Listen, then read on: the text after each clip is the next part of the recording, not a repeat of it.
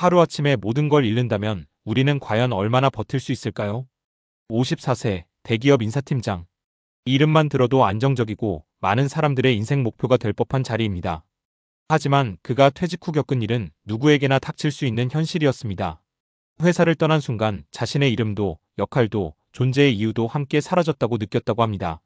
얼마 지나지 않아 그는 병원 응급실에 실려갔고 의사는 공황장애라는 진단을 내렸습니다. 많은 사람들이 건강하게 오래 살고 싶다고 말합니다. 하지만 건강하게라는 말 속에는 단지 질병이 없다는 뜻만이 아닙니다. 몸과 마음이 균형을 이루고 삶의 의미와 리듬을 유지하는 것이야말로 진짜 건강입니다. 그렇다면 우리가 진짜로 준비해야 할 것은 무엇일까요? 은퇴 이후의 자산? 생활비? 아닙니다. 무엇보다 중요한 건 삶의 중심을 잃지 않는 마음의 건강입니다. 이야기를 하나 들려드릴게요. 씨는 수도권 대기업에서 30년 넘게 인사 업무를 맡아온 팀장이었습니다. 퇴직하기 직전까지도 수백 명의 직원 이직과 승진을 조율하고 조직의 중심에 서 있었습니다. 하지만 정년보다 1년 빠른 희망퇴직을 하며 갑작스레 그의 일상은 멈춰버렸습니다. 아침에 눈을 떠도 갈 곳이 없었고 누구도 더 이상 그에게 보고하지 않았습니다. 처음에는 쉬는 것도 나쁘지 않다고 생각했지만 3주가 지나자 몸에 이상이 오기 시작했습니다. 가슴이 답답하고 숨이 막혔고 손발이 떨리기 시작했습니다. 결국 병원을 찾았고 진단은 공황장애.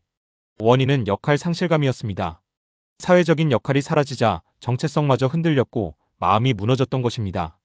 두 번째 사례는 B씨입니다. 지방 공무원으로 35년을 근무한 후 명예롭게 은퇴한 그는 은퇴 전부터 다양한 퇴직 설계를 해놓았다고 자부했습니다.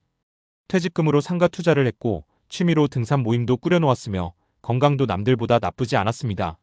하지만 막상 은퇴 후 혼자 있는 시간이 많아지자 술자리가 늘었고 점차 외로움이 몸과 마음을 좀먹기 시작했습니다. 그는 인터뷰에서 이렇게 말했습니다. 사람은 사회적 동물이란 말을 은퇴하고 나서야 깨달았어요. 대화할 사람이 없으니까 내가 점점 작아지는 느낌이 들더라고요. 건강을 위해 걷기 운동을 시작했지만 누구와도 나누지 못하는 시간은 오히려 고독을 증폭시켰습니다. 결국 그는 우울증 약을 복용하며 지금은 정신과 치료를 병행하고 있습니다. 세 번째 사례는 조금 다른 방향입니다. C씨는 중소기업을 운영하다가 은퇴 후 도시 외곽으로 귀촌해 살고 있습니다. 처음엔 적응이 어려웠지만 그는 매일 농작물을 기르고 마을 어르신들과 소소한 공동체 활동을 이어가며 나름의 리듬을 만들어냈습니다. 가장 인상 깊었던 말은 이것이었습니다. 예전엔 명함이 나를 말해줬는데 지금은 내가 나를 소개해야 해요. 그런데 그게 더 좋아요. 내가 어떤 사람인지 스스로 알게 되니까요. 그는 아직도 고혈압 약을 복용하고 있지만 마음은 어느 때보다 안정되어 있고 무엇보다 살고 있다는 느낌을 매일 받는다고 했습니다. 이 세 사람의 차이는 어디서 생긴 걸까요? 바로 은퇴 이후에도 나만의 리듬, 역할, 연결고리를 만들어냈는지의 여부입니다. 단지 병원에 다니지 않는 것이 건강한 삶은 아닙니다. 우리는 때로 눈에 보이지 않는 감정의 병을 너무 가볍게 생각하곤 합니다. 하지만 중년 이후의 삶에서 더 중요한 것은 정신적인 면역력입니다. 그리고 그 면역력은 내가 누구인지, 나는 지금 왜 살아가는지를 계속해서 묻는 시간 속에서 길러집니다. 건강한 노후를 원한다면 지금부터 하나씩 준비해보세요. 첫째, 몸과 마음의 루틴을 만들어야 합니다. 단순히 운동을 하겠다는 게 아니라 규칙적인 시간에 일어나고 몸을 움직이고 나 자신과 대화하는 시간을 갖는 것. 명상도 좋고 가벼운 산책도 좋습니다. 단지 건강에 좋다니까 한다가 아니라 오늘도 나를 살아있게 하는 행동이 되어야 합니다.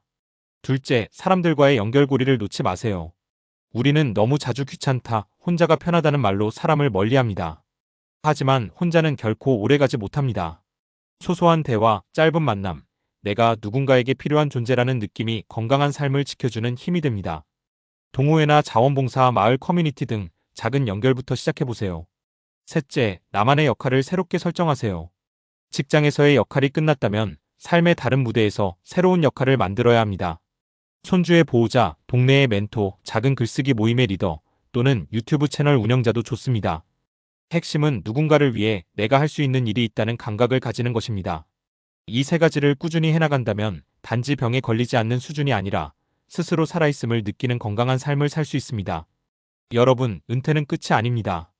오히려 내가 진짜로 나답게 살 수 있는 시간이 시작되는 문턱입니다. 씨처럼 갑작스러운 변화에 휘청거릴 수도 있고 B씨처럼 외로움에 마음을 다칠 수도 있습니다. 하지만 C씨처럼 조금만 방향을 바꾸면 새로운 삶의 방식을 만들 수 있습니다. 이제 우리에게 필요한 건 회사의 이름도 직책도 아닙니다. 필요한 것은 나 자신을 돌보는 법, 그리고 나를 통해 누군가와 연결되는 삶입니다. 그것이 진짜 건강이고 우리가 함께 준비해야 할 노후의 첫걸음입니다. 그렇다면 지금부터는 왜 중년 이후의 정신 건강과 사회적 연결이 실제로 신체 건강에까지 깊은 영향을 미치는지를 이야기해 볼게요. 많은 분들이 몸이 아프면 병원에 가고 약을 먹으면 낫는다고 생각하십니다. 그런데 우리 몸은 단순한 기계가 아닙니다. 마음과 신체는 서로 긴밀하게 연결된 시스템입니다. 이걸 과학적으로는 심신상호작용이라고 합니다. 다시 말해 우리가 느끼는 감정, 생각, 스트레스는 실제로 우리 몸의 면역력, 혈압, 심장박동, 소화 기능에까지 영향을 미친다는 거예요. 예를 들어 은퇴 후 극심한 스트레스를 받거나 우울감이 지속되면 우리 몸은 코르티솔이라는 스트레스 호르몬을 과도하게 분비합니다. 이 호르몬이 단기간에는 몸을 각성시키는 데 도움이 되지만 장기적으로는 면역력을 떨어뜨리고 혈압을 높이며 심장질환의 위험도 높이는 방향으로 작용합니다. 실제로 중년 이후 공황장애나 우울증을 겪은 분들 중 다수가 고혈압, 당뇨, 심장질환을 동반해서 진단받는 경우가 많습니다. 단순히 마음만 아픈 게 아니라 몸도 같이 아픈 거예요. 그렇다면 반대로 정신적으로 안정되고 사회적 연결이 유지되면 어떤 변화가 있을까요? 첫째, 면역력 증가입니다. 사람들과의 관계가 잘 유지되고 정서적으로 안정된 사람들은 면역세포인 NK세포 자연살의 세포의 활동이 높아진다는 연구들이 있습니다. 이 세포는 바이러스나 암세포를 찾아내 제거하는 역할을 합니다. 결국 누군가와 웃고 대화하고 연결된다는 건 몸속에서 면역을 높이는 백신을 맞는 것과 같은 효과를 준다는 거예요. 둘째, 치매 예방 효과입니다. 은퇴 후 사회적 고립은 뇌의 활동량을 현저히 떨어뜨립니다. 특히 언어, 기억, 판단을 담당하는 전두엽과 해마 부위는 사람들과의 교류가 줄어들수록 빠르게 위축된다고 알려져 있습니다. 반면 소모임 활동이나 봉사 학습 활동을 지속하는 사람은 뇌의 활성화 수준이 높아지고 인지 능력의 감퇴가 늦어지는 경향이 있습니다. 즉 꾸준히 대화하고 새로운 것을 배우는 사람은 뇌 건강도 함께 지켜갈 수 있다는 거죠. 셋째, 심혈관계 건강 보호입니다. 사회적 지지가 강한 사람, 즉 함께 웃고 나눌 수 있는 관계가 있는 사람은 스트레스에 대한 생리적 반응이 낮습니다. 혈압도 더 안정적이고 심장 박동도 규칙적이에요.